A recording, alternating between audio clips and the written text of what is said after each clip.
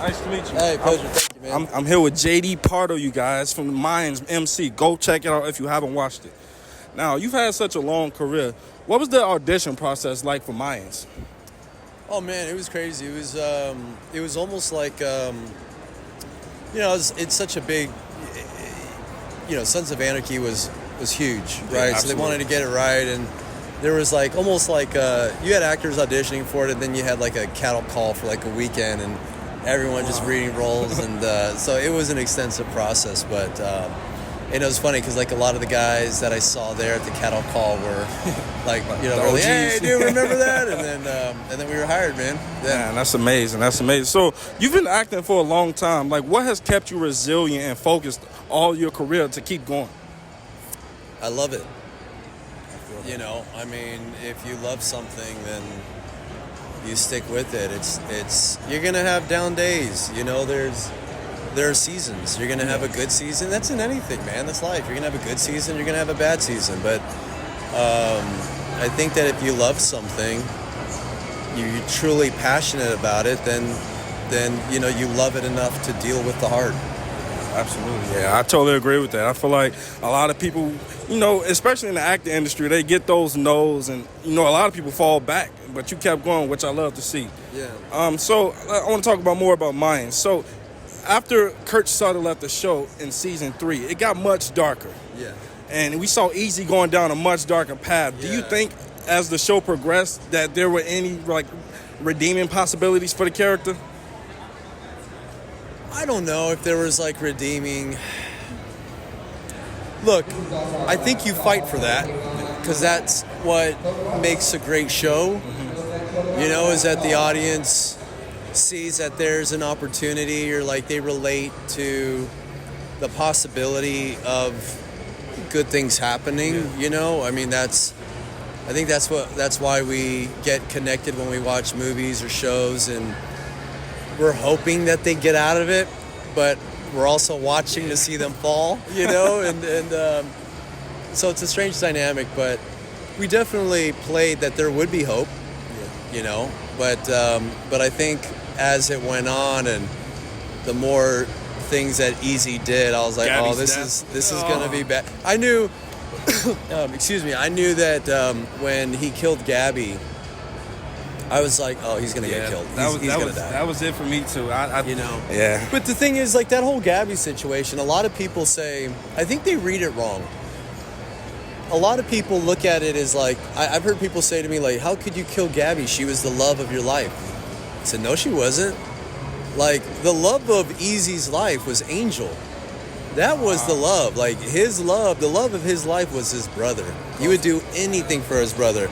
And if you watch that scene again, he tells her 3 times, don't tell him my brother. And she's like, I'm going to tell the cops. He's like, they're going to send him to prison. He can't handle that. Don't do it. She's like, I have to do it. He's like, don't do it. She's like, I'm going to tell. Yeah, you're right. So he killed her because he knew, he loves his brother more.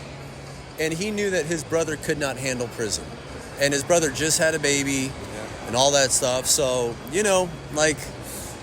I never heard somebody break it down like that. I guess, that is true, because in the scene, that last time he asked her, you saw a shift in Easy's face.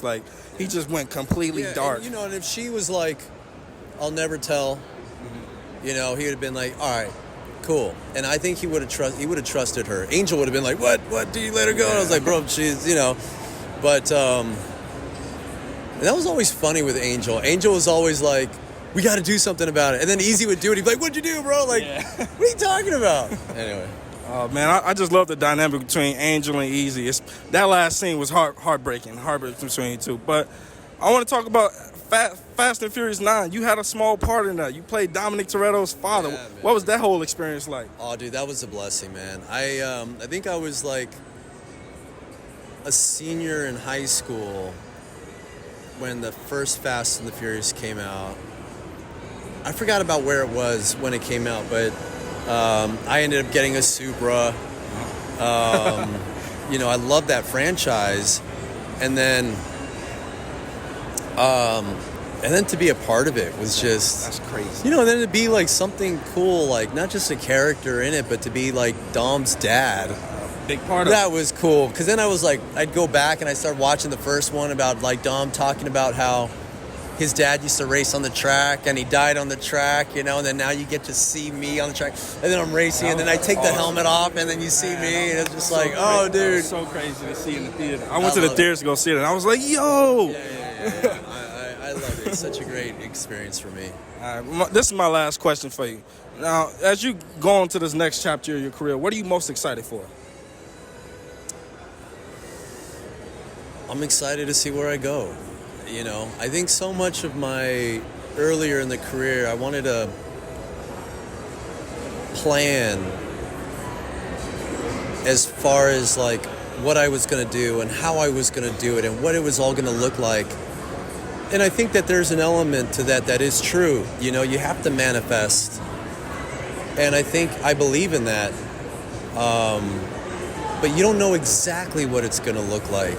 Sure. And, you know, I think if you do the work, you're guaranteed a reward. Now, we don't have control over what that reward looks like. I don't know if is it tiny? Is it big? Like, what is it? And so I put all that stuff behind me. I look at the journey of acting now as like a true journey. I don't think one project makes me. I think when I look back at all of it, I'm going to say this was my contribution to cinema. And I just want to be a part of good things, things that I'm passionate about, things that like the fans love, you know, that we can talk about, you know, that we can all get excited about. And I just want to my whole goal is to just convince the audience that I'm that character.